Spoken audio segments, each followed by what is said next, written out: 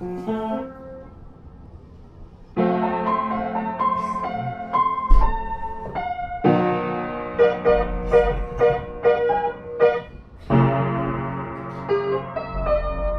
out of tune. It's a song I've been working on, but it sounds really different now.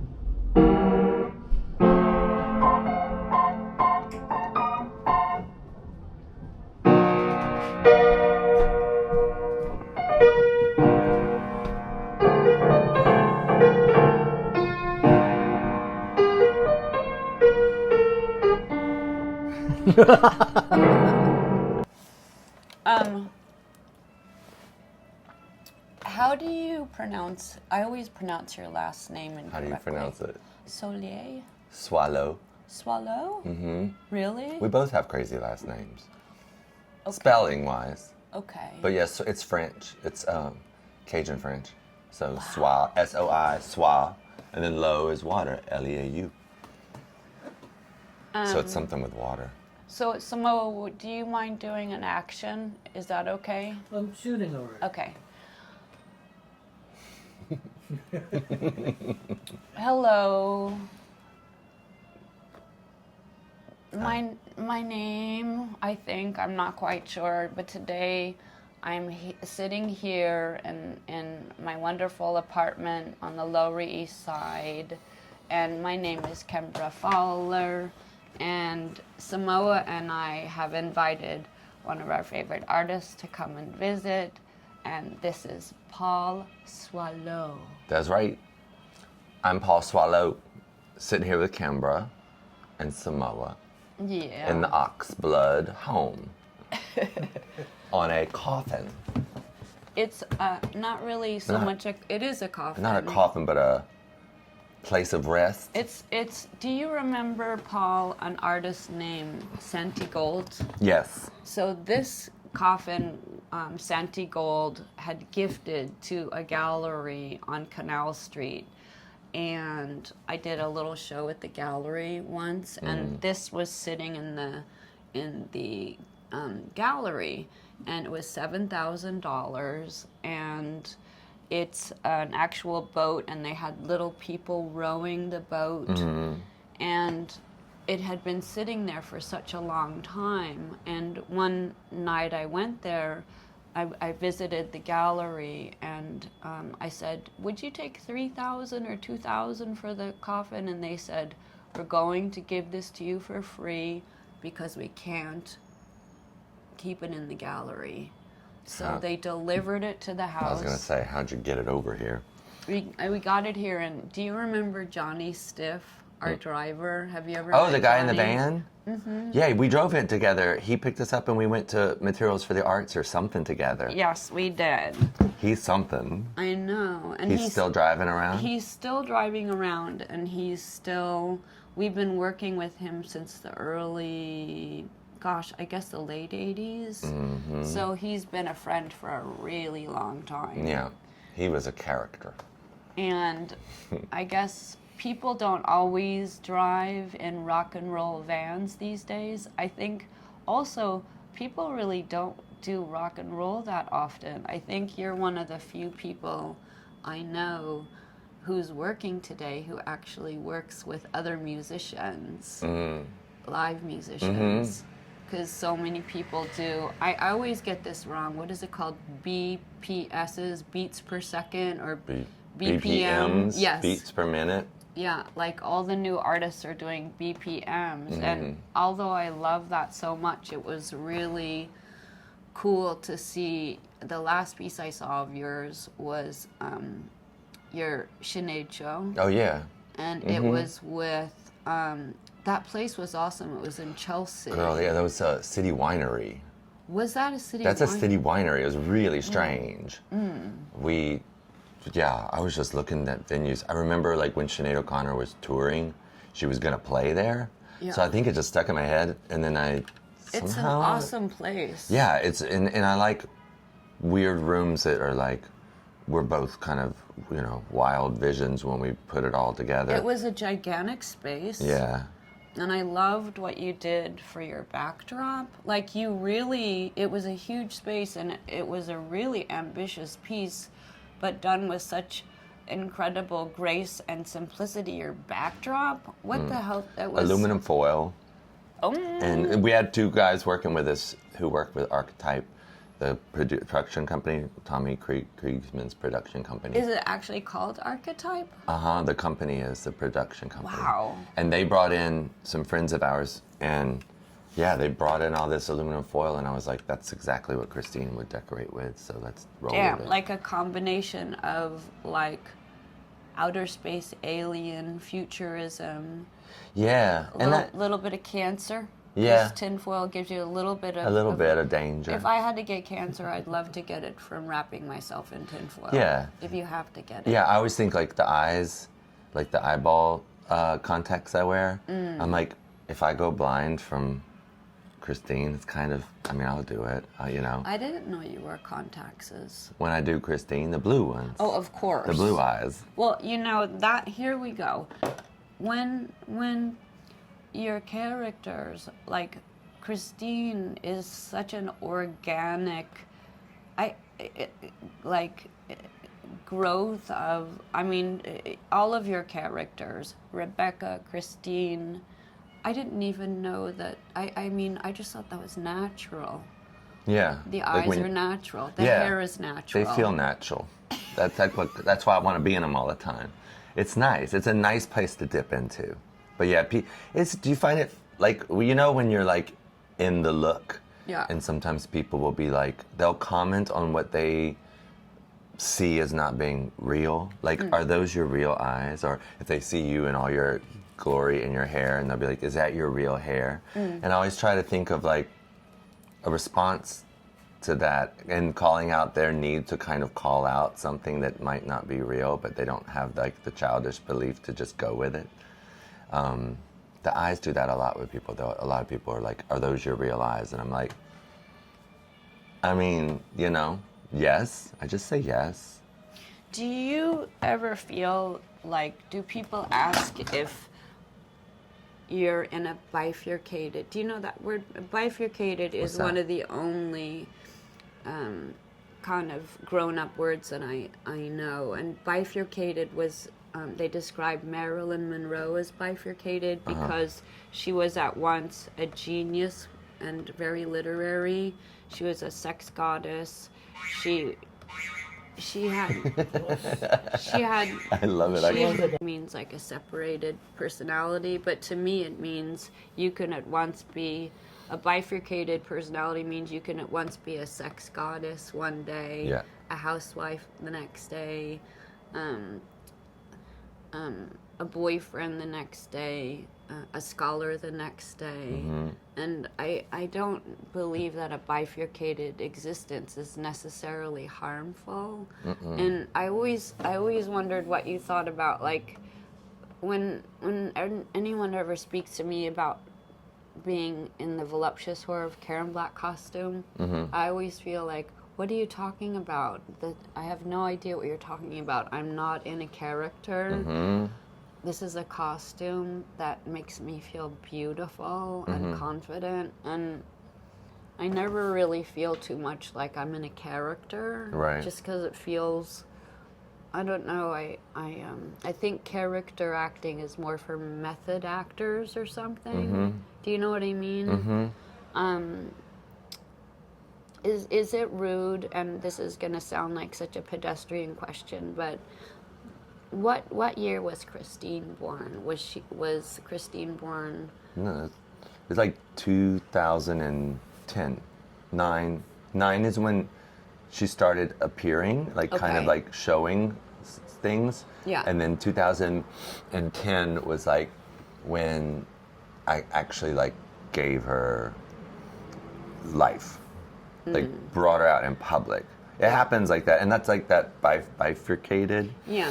Like I'm with you there, and it's like I feel very like myself, like a more extravagant or powerful or just closer to whatever it is I feel on the inside. And like Christene kind of came out that way. All of them do. Like there's a new lady I'm dating right now from my brain, and like she happened really quickly, and I'm really drawn to her. And I don't know her very well, so I'm putting her together. So I'm picking out outfits, and I'm like shopping for cassette tapes that she would listen to, and that kind of, it's all real natural, you know? Like it feels just like, oh, there's a new extension of my own personality coming out of me.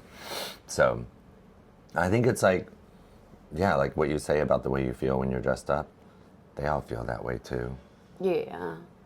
I first heard Christeene's songs. Angel Rose turned me on to you. She was a young woman from England, and she, I think she saw some of your first shows, so it was Angel Rose that told me about some of your first shows, because you went to England, right? Were you in England? Yeah, we went. Did They big were shows. We started little, and then they were like the nicest to us, and like took us in, like, and understood the work in a different way. So we had like a lot of fun in England, and still do.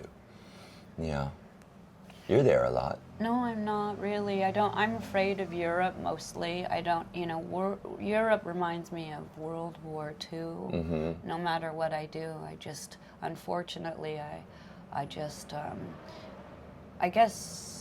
there's so many strange ghosts, and all of those parks that they have in London, those were all part of the Blitz.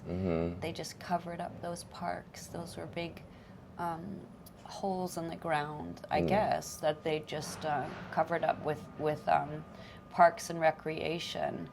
And talking about World War II, I found was not very popular. Yeah. You know. In England.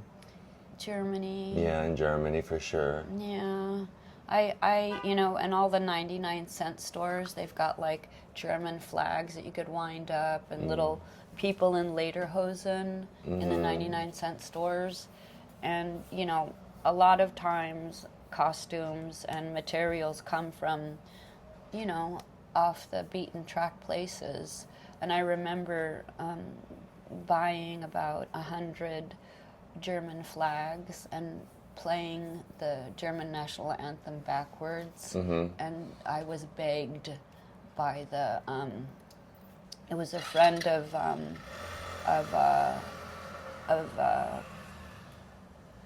Peaches and Vaginal Cream Davis's.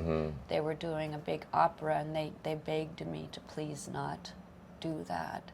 I just didn't understand that it wasn't the right time to make fun of German nationalism. But lately, look what's happening in the United States. Right. I mean, I think we're so contaminated by a horrendous nationalist spirit.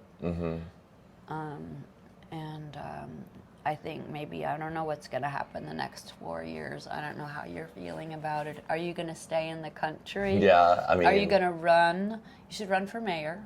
I'll run for something, run Senator. For my life.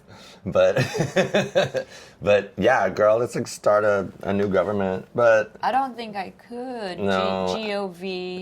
Gov. Yeah. I'll stick around. I have nowhere to, I don't want to go anywhere. But 4 years is like a long time to imagine. Well, it might become 8. Yeah, it might become. I mean, I find it pretty incredible that Trump wants to change the Constitution to extend his tenure to 8 years. Yeah. I would hope we wouldn't stand by that. I wonder if we could just like color Xerox a new Constitution and just change a few of the words and spread it sort of like a happy disease. Now maybe that's something to work on. I've never read the whole Constitution, but I mean, freedom of speech is why I've been able to not get killed in the United States. In most countries, I think, not to sound negative, but I think maybe both you and I could have done some jail time for what we do. Yeah, I think so. Hello. I think we're looking forward to that kind of lifestyle if it continues. I mean, y'all have you're coming out with new music and a really good time to come out with new music. So like, in terms of like, your band has a feeling and a sound and a message that is like empowering in these times. So like, you know, does that feel good to be shitting that out right now? We're only able to do it because of, we've never had a record contract or anything. Really? No. Okay. Cleopatra signed us at one point, but no one ever gave us a dime. Yeah. And when we got record contracts, they would always ask me if I could work my cute female look, and that was offensive, and it was, you know, something that I was always very offended by, because I liked people like Johanna Wendt. There was this woman from Los Angeles in the 70s who would do punk rock concerts with like The Clash, Bo Diddley, The Screamers, Miss Davis, Ron Athey. She was called Johanna Wendt, and she was that one woman on stage with crazy costumes, screaming into 5 mics. And in those early first punk shows, back in '79, they were booking her with huge bands. So you'd go to see The Clash at the Santa Monica Civic, and The Clash playing with Bo Diddley literally, and Johanna Wendt would be the first person. And like, I left after she went on. She was transformative. She was really an outrageous performance person, and she did really extreme stuff with her body, with sound, with. She terrified people. Yeah. You know. Same with Diamanda Galas. I got to see Diamanda back in those early days, and both of them are still doing shows, which is awesome. I saw Diamanda in Austin like years ago, maybe like, no, not years ago, like 2018 or 2017. Wow. And it was terrifying because of the way she, like the lighting, her strobe lights were just like every 5 seconds the strobe would go Really? up. So she'd be at the piano and she'd be flailing, but the lights would catch her, you know, like every 5 seconds. And so it felt like you were trapped in a room with this animal. And most of the time you were in the dark while she was moving, and you'd get these like 1 second pictures of her up on stage that were really terrifying and really good. Yeah, I hadn't heard of that show. She was done. doing, it was before she came, it was like, like maybe, I think it was 2017. She doesn't do a lot of shows these days because she's living in San Diego in her parents' house. Excuse me, Diamanda, for spilling this information about where you are, but she's in her parents' old Victorian house, which I think is dead center in San Diego. Okay. Because her parents were both musicians and composers, and they had just, you know, she was born into this really strange Southern California existence as a Greek operatic goddess singer, you know, so she must have been really young when I saw her in 1979, because she's only a couple of years older than I am, but she had been so practiced and so finely honed. She did her Wild Woman with Steak Knives piece, which is when she sings into 5 different mics, like all at different kind of like temperatures. And when she played at a place called the La Hasa Club on Sunset Boulevard in Los Angeles, it was so packed, and she decided to wade through the audience to get to the stage instead of enter from backstage. And I remember when she walked through the audience, it was mostly a lot of punk rock dudes, and she just parted them like the Red Sea. And that was, I'm really, really, I feel really grateful, and it was also a really transformative performance to see, you know. And she lived in New York for a while too. She lived on 3rd Avenue or 2nd Avenue and 12th Street. She was here for a good long time. And that was always great to see her walking around. She liked to get up really early in the morning, so you'd see her she was so disciplined with her practice and her singing. You'd see her at like 7 a.m. walking down 2nd Avenue or 3rd Avenue. Sorry, Diamanda, for spilling this about you. We'll keep it between us. Okay, yeah.